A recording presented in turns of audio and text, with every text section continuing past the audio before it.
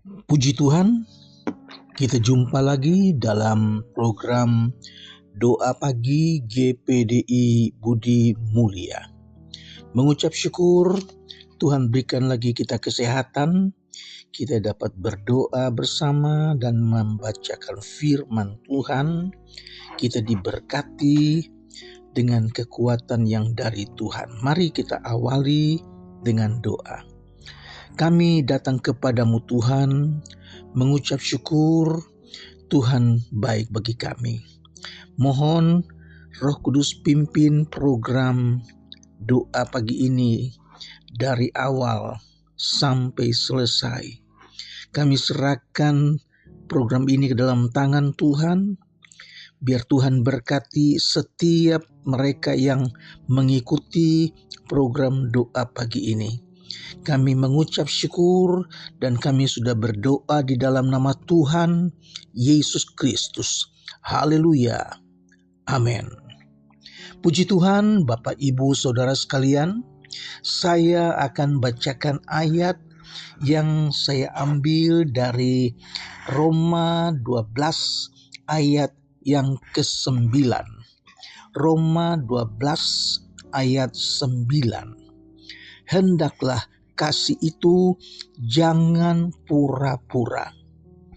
Jauhilah yang jahat dan lakukanlah yang baik.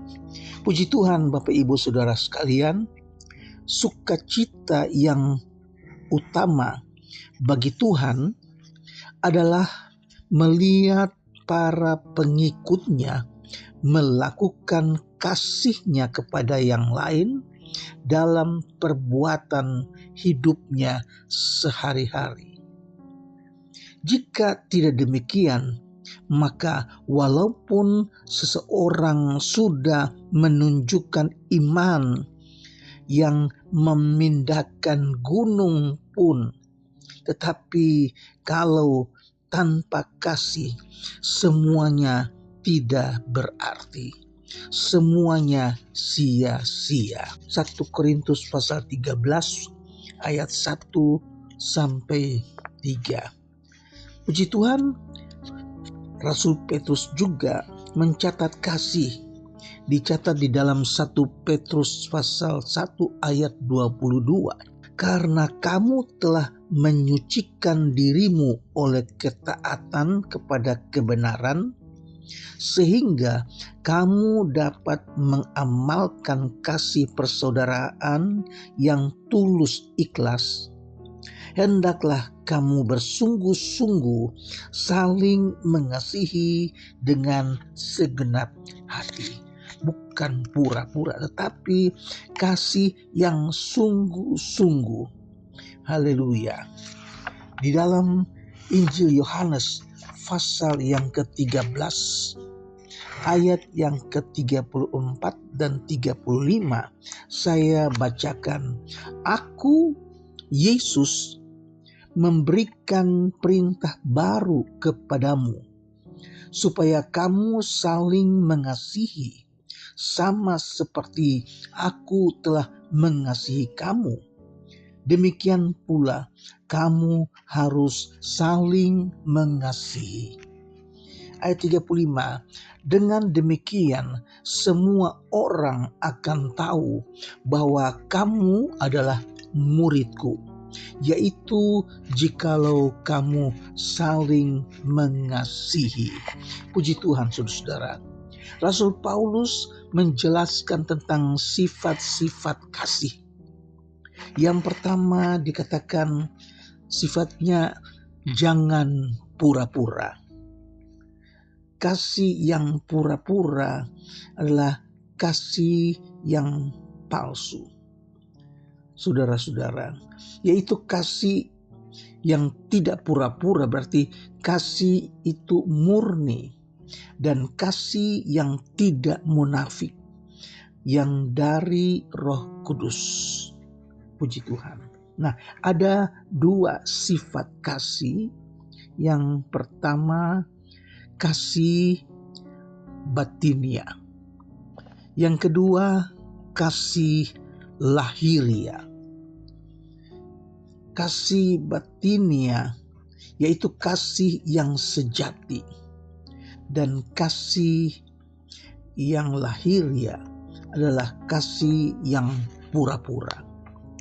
Kasih yang sejati beralaskan Roh Kudus, dan kasih yang pura-pura itu dari keinginan daging. Saudara-saudara, kasih yang sejati disebut baik, tetapi kasih yang pura-pura dari keinginan daging mendatangkan bencana. Saudara-saudara, menjauhi yang jahat, ayat yang ke-9 bagian B.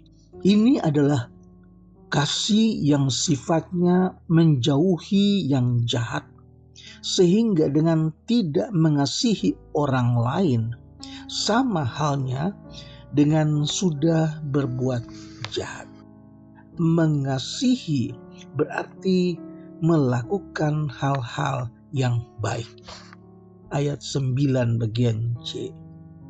Dengan menjauhkan diri dari yang jahat belum cukup, tetapi juga hendaklah melakukan yang baik. Jadi bukan hanya menjauhi yang jahat, tetapi melakukan yang baik, yaitu dengan berpaut kepada Allah yang menjadi sumber kebaikan, yang berarti membenci kejahatan dan mengasihi kebenaran. Saudara-saudara, contoh tentang kasih yang murni, kasih dalam perbuatan, yaitu kisah yang Tuhan Yesus ceritakan kepada seorang ahli Taurat, dicatat di dalam Injil Lukas pasal yang ke-10, saudara, ketika ahli Taurat itu bertanya kepada Yesus, "Perbuatan apakah yang aku harus lakukan supaya aku selamat?" Yesus katakan, "Apa yang kamu baca di dalam hukum Taurat?" Orang itu katakan, "Kasihilah Tuhan Allahmu dengan segenap hatimu, dengan segenap jiwamu, dan dengan segenap akal budimu, dan kasihilah sesamamu manusia seperti dirimu sendiri." Tetapi untuk membenarkan diri, si ahli Taurat ini bertanya kepada Tuhan Yesus, "Tetapi sesama manusia itu siapa?" Kemudian Yesus katakan, "Ada seorang yang turun dari Yerusalem menuju Yerikho." Perjalanan yang sangat berisiko. Perjalanan dari Yerusalem ke Yerikho memakan waktu kurang lebih 5 jam. Melewati padang gurun, pegunungan, jalannya sepi, dan banyak lubang-lubang tempat persembunyian para penyamun, saudara. Ketika orang ini dalam perjalanan, ternyata benar dia dirampok habis-habisan. Tetapi bukan hanya dirampok, dia dipukuli dan akhirnya ditinggalin dalam keadaan setengah mati. Kemudian ada yang datang. Ternyata seorang imam yang datang, dia melihat orang yang dalam keadaan sekarat ini.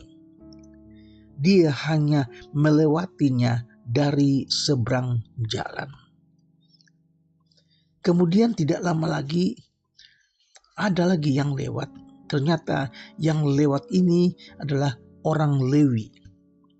Orang Lewi ini pun hanya melihat dan dia menyeberang. Dia tinggalkan orang yang dalam keadaan sekarat ini. Tidak berbuat apa-apa. Tidak lama kemudian ada seorang lagi yang lewat dengan menunggang keledai. Dia adalah seorang Samaria. Ketika orang Samaria ini melihat ada orang yang terbaring di pinggir jalan dalam keadaan sekarat, segera dia turun dari keledainya. Dia membersihkan luka-lukanya, dibalutnya, dia siram dengan minyak dan anggur. Kemudian dia taruh orang itu di atas keledai dan dia bawa ke tempat penginapan. Di tempat penginapan dia minta supaya orang ini dirawat. Diserahkan uang 2 dinar. Dia katakan, kalau uang ini tidak cukup, besok aku kembali dan aku akan menggantikannya. Tuhan Yesus katakan kepada ahli Taurat, mana bersama manusia? Ahli Taurat itu katakan, yang menolong orang yang dalam keadaan sekarat. Tuhan Yesus katakan, perbuatanmu benar. Lakukanlah dan pergilah, saudara-saudara, dan kamu akan hidup.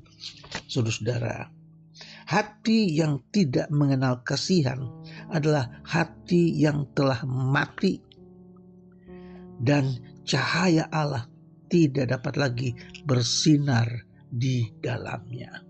Puji Tuhan, lakukanlah kasih melalui perbuatan. Tuhan memberkati. Mari kita berdoa. Bapa yang kami panggil dalam nama Tuhan Yesus Kristus, mengucap syukur buat firman-Mu yang mengajar kami untuk mengasihi, tetapi bukan kasih yang pura-pura, tetapi kasih yang murni, kasih yang dari Roh Kudus yang menolong sesama manusia. Terima kasih Tuhan. Tuhan memberkati setiap pemirsa yang mengikuti program doa pagi ini. Memberkati mereka pribadi, memberkati keluarganya, memberkati pekerjaannya Tuhan. Terima kasih. Kami berdoa juga buat jemaat yang sakit, mereka yang terbaring lemah di rumah ataupun dirawat di rumah sakit. Kami berdoa dalam nama Yesus. Mari Tuhan jamah, sembuhkan dalam nama Yesus. Terima kasih. Kami mengucap syukur. Tuhan berkati bagian keuangan, kesehatan. Kami serahkan dalam nama Tuhan Yesus Kristus. Haleluya. Amin.